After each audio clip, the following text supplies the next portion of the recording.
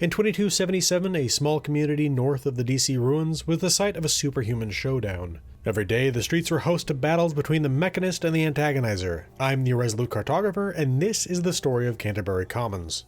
We'll start this with an examination of the sites surrounding Canterbury Commons in the Fallout universe.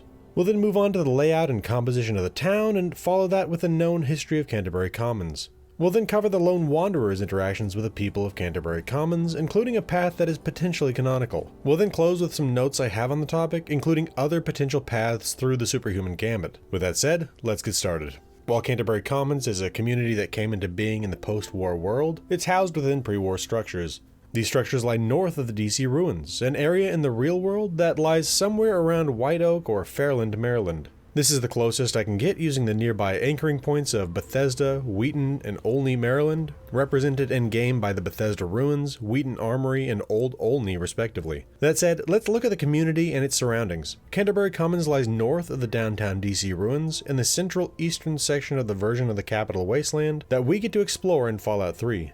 The abolitionist headquarters known as the Temple of the Union lies to the northwest. North of town lies the utility tunnel /sewer /cavern known as the Antagonizer's Lair. South-southeast of Canterbury Commons lies Vault-Tec's Vault 108. South of town lies an old electronics retailer and maintenance shop now known as the Robot Repair Center. An ant-infested Corvega factory can be found to the south-southwest of Canterbury Commons. With the surroundings of Canterbury Commons covered, let's consider the community itself. By 2277, there were 3 structures occupied in Canterbury Commons. The Old Town Hall, where Uncle Ro lives with his nephew Derek Passion, the Dots Diner, where Joe Porter lives and works, and the Old Automotive Garage, where Dominic D'Alessandro and Machete live. There were a large number of ruined structures that could not be entered, but the locals had turned the shattered concrete walls of one into a Brahmin pin. The traffic circle on the west side of town served as a market, with the traveling merchants stopping in on their routes across the Capital Wasteland. The only other points of interest are the local water tower, a barber shop, and the Cup of Joe Cafe, the latter 2 of which are unenterable.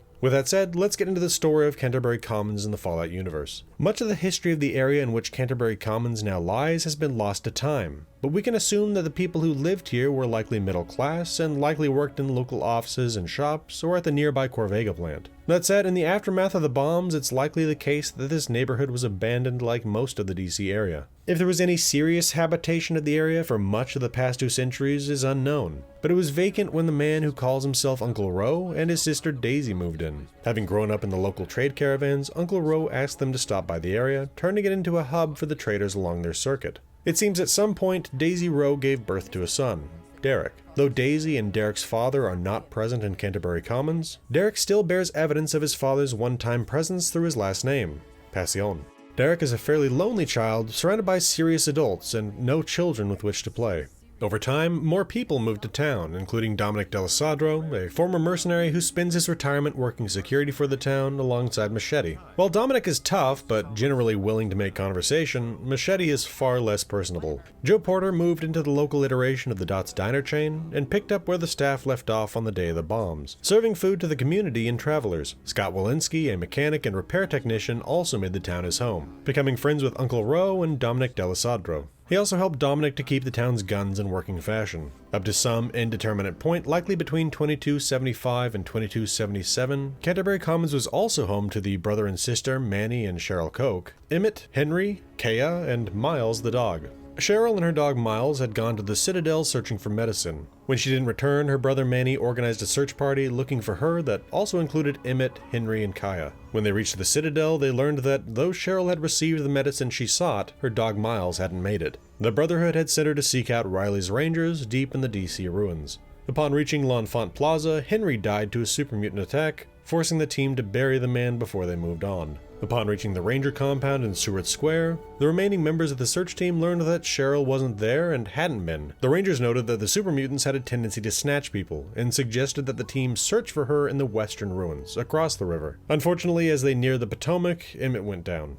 Manny Koch and Kaya buried the young man along the riverbank. After crossing the river, what was left of the search party tracked the mutants to a park where they'd strung up a bunch of captives. This served both as a temporary stopping point and as a lure to draw in do-gooders. They watched a pair of mercs get taken alive and saw a Brotherhood scout get taken down as well. When they left the city, Kaya had had enough, but Manny didn't give up on his sister. He tracked her captors to a train yard near Evergreen Mills where a super mutant behemoth brought his rescue attempt to an end. Kaya seems never to have made it home to Canterbury Commons. Despite the loss of half of the population to this disastrous search party, the missing people were soon forgotten when a more flamboyant threat arrived in the form of the antagonizer. Once known as Tanya Kristoff, the daughter of a family wiped out by ants, the antagonizer was a woman who had come to hate humanity for the destruction wrought by the end of the world, while also mythologizing ants as superior beings. She adopted the persona of the antagonizer, and after creating a lair in the local cave/sewer system, she struck Canterbury Commons. Though her giant ants weren't terribly dangerous and could easily be handled by the town's security force, they did manage to make one significant kill, Scott Walensky's favorite robot. In the aftermath of this attack, Scott lost his mind, to an extent, and retreated from his friends and neighbors, taking up residence at the robot repair center south of town.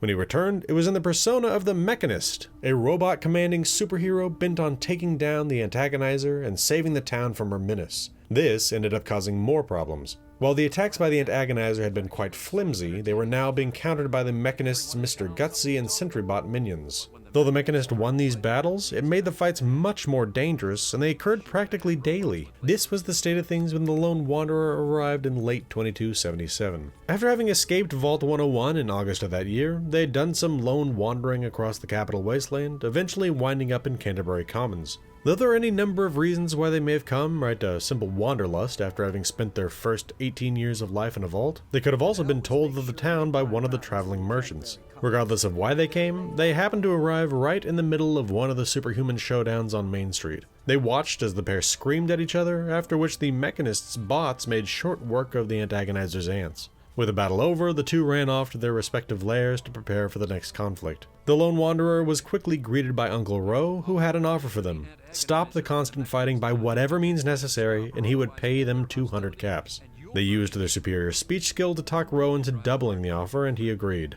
Over the next few minutes, the Lone Wanderer quizzed Ro about the two superhumans and learned what they could. They repeated this with Joe Porter, who told them the story of Tanya Kristoff, and Dominic D'Alessandro, who refused to even call Scott Walensky the Mechanist, mourning that his friend had lost his marbles and taken up his super persona. Machete didn't speak of either, aside from telling the Lone Wanderer that she could solve the problem with 2 bullets. Lastly, Derek Passion, the lone child resident of Canterbury Commons, was also the lone resident to request the superhumans not be stopped. He exclaimed his love for the characters, as they made his otherwise dismally boring life interesting. He even hoped to be a sidekick to one of them someday. With this information in hand, the Lone Wanderer had 3 basic options. A. Stop the antagonizer. B. Stop the Mechanist. Or C. Stop them both. The general consensus in town was that either threat left without the other wouldn't be a problem. They could handle the antagonizer on their own, and conversely, the Mechanist, without an arch-nemesis, would stop accidentally destroying the town in his mission to protect it. Knowing their backstories, the Lone Wanderer hoped they could potentially just stop these 2 damaged people from endangering their neighbors. The question was simply how to save the town from the Mechanist and the antagonizer without killing Scott and Tanya. Derek had mentioned that he thought the Mechanist's one vulnerability was that he was a good guy. Considering that he might not be aware of his reputation nor the damage he was causing, the Lone Wanderer headed for the Mechanist's lair south of town. The building had once been known as Darren's Discounts, an electronics retailer, and bore signs showing there was some sort of sale taking place when the world came to an end. Heading inside, they found a locked elevator. Though it likely connected straight to the lair, it was unfortunately locked up too tight. In a small bullpen off to the left, the Lone Wanderer came under the attack of a patrolling sentry bot. And after putting the security bot down, the Lone Wanderer searched the office, their eyes drawn to the glow of the sole functional terminal in the room. Reading it, they learned that the company had a high-end security system, including turrets that were seen to track the company's workers if they didn't conform precisely to their schedule. One worker, Frank, had smuggled a box of electronics-killing pulse grenades into the office for emergency purposes. Noting the purported location of the box and the requisite key, the Lone Wanderer took these and proceeded towards the next room. Once again, they found their way forward blocked by a locked door, but the strength of the lock was more their speed. The room they entered was Sector A, and the security turrets mentioned on the terminal were immediately in their field of vision. Taking their newly acquired pulse grenades, the Lone Wanderer proceeded into the room and realized there was another sentry bot patrolling the floor. A handful of lobbed grenades destroyed both the turrets and the sentry bot, leaving Sector A safe. In a small room under the turrets, the Lone Wanderer learned more about the company. It seems that along with sales, a large portion of Darren's discounts income came from repairing robots, including those of the Metro organization, the DCTA. Apparently not all the repairs were going well shortly before the bombs. The lift intended to return the robots to the ground floor for delivery hadn't been positioned properly, and a restored Protectron had dropped a full story, much to the company's embarrassment. Heading upstairs, the Lone Wanderer found another terminal, and upon hacking in, they shut down security in Sector B. This was good news, as robots from B had been ready to swarm into A at the drop of a hat. Ignoring the other sector, the Lone Wanderer continued on to the Mechanist's lair.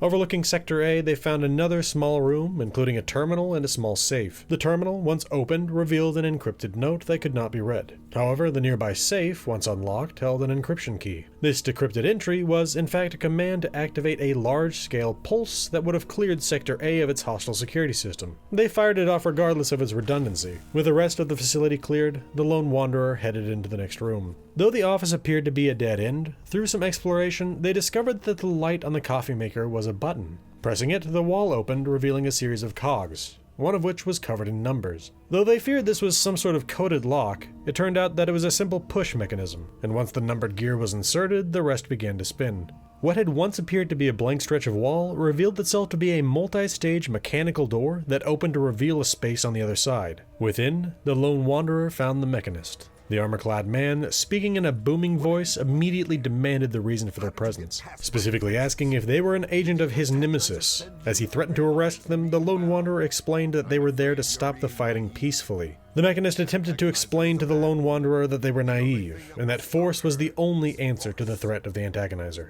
Appealing to his good heart, the Lone Wanderer revealed to the Mechanist the way he was viewed by the people of Canterbury Commons, not as a hero, but as a dangerous menace. This revelation stopped his comic-like bravado cold. He realized that he had become the villain that he had created the Mechanist to stop. Scott offered up his suit as penance for his bad actions, but told the Lone Wanderer that he couldn't face his old friends in the aftermath of causing such harm. Wearing his Robco jumpsuit, Scott departed the Mechanist's lair, disappearing into the wasteland. Though the Lone Wanderer could have simply returned to Uncle Ro with his good news, they decided to help the antagonizer out of her delusion as well. Departing the robot repair center, they headed for the Warrens north of Canterbury Commons. Upon entering the lair, the Lone Wanderer found themselves inside of a utility tunnel, the style of which was common to the capital wasteland. Descending into the tunnel, they encountered a number of traps, including a tripwire-triggered shotgun and a few mines. Managing not to trip those, they emerged into an old sewer tunnel, and as they did, giant ants spilled out of a hole in the opposite wall. Battling past these ants, the Lone Wanderer pushed through a mined-out cave-like area where they encountered more giant ants.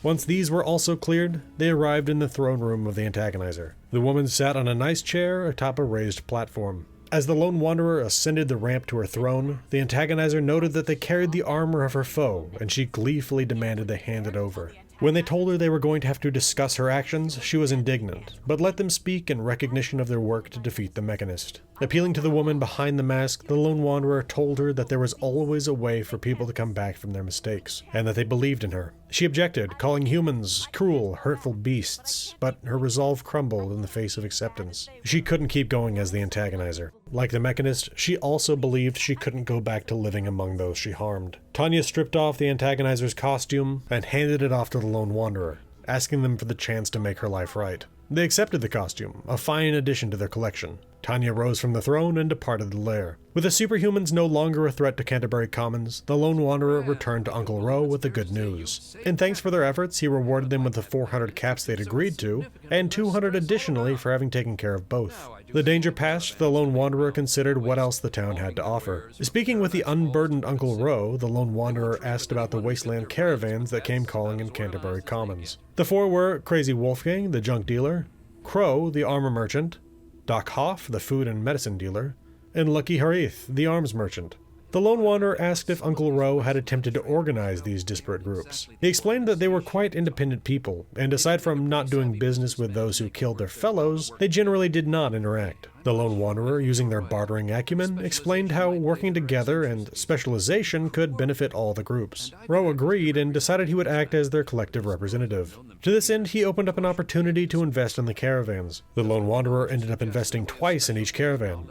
200 caps in the first round, 500 in the second. In this way, they ended up investing 2,200 more caps than they had procured saving the town. but it would benefit them greatly in the end. All 4 Wasteland caravans would be tremendously improved. All 4 had expanded inventories, larger reserves of caps for purchases, and improved repair skills. Though it had cost them 2,800 caps, the Lone Wanderer had severely improved the caravans of the capital Wasteland. With that, they departed Canterbury Commons, searching the wastes for new adventures and communities in need of assistance. That's enough on the narrative, but I have a few notes before closing things out. First, to head off the Commons, yes, there is more information on Canterbury Commons in the strategy guide, but as that is not a canonical source, I cannot use it in the narrative section. To give you the most important part of the basics from that piece of material, Ernest Rowe settled Canterbury Commons in 2258 with his sister Daisy. Daisy married Louis Passion, and together they had Derek. Daisy and Louis died in separate raider attacks in 2271 and 2274, leaving Ernest to care for his nephew alone.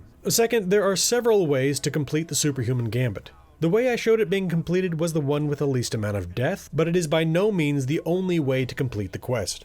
First off, the way I talked down the Mechanist and Antagonizer is actually only one of the ways to talk them down, although it is one of the guaranteed ways to talk them down. The way I did this required the traits Lady Killer and Child at Heart, but you can also talk them down with a high enough speech skill, assuming you don't have those perks. If you have the perks, you have to use them. Beyond this, if you've explored the Hubris Comics building in the Mason District and read the letter to the editor, you get another means of taking down the Antagonizer. It turns out that the Antagonizer was a character in the pre-war Hubris Comics canon, and this letter to the editor remarks on the potential redemption of the Antagonizer. Bringing up this redemption with the Antagonizer will also cause Tanya to give up the costume. If you're dedicated to working with one of them, you can offer your assistance in taking the other down. In either case, the Nemesis will show up in the lair of the other with some of their minions. Once the enemy is destroyed and the suit has been brought to the Lone Wanderer's chosen ally, they will depart Canterbury Commons. In the case of the Mechanist, he makes you his sidekick, the Mechanolad, or Mechanolass if the Lone Wanderer is female, and leaves to fight other evils. In the case of the Antagonizer, she leaves to bring doom to the world, promising you a quick, merciful death at the end. In either case, you can either hand the costume over to receive a special weapon, or keep it. Lastly, you can kill one or both of them to complete the quest.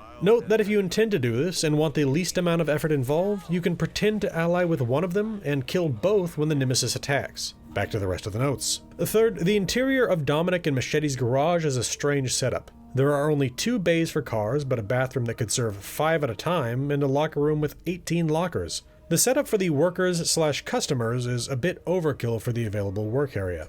Fourth, Canterbury Commons was originally intended to be southwest of its current location, near this 4-way intersection. If it remained there today, it would be closer to Silver Spring, Maryland in the real world, based on the location in-game compared with Bethesda and Wheaton, Maryland. Fifth, the desk terminal in the Robot Repair Center has an entry that tells us that workman's comp was suspended as part of the war effort. This gives us some insight into the labor conditions in the Fallout universe during the Sino-American War. This is not the first look I've reported on. See my coverage of Grafton Steel and the Foundry in the Pit. But I love getting these little tiny bits of information on the world here and there. It feels very real. Sixth, the Mechanist received a greater role in the Fallout universe in Fallout 4.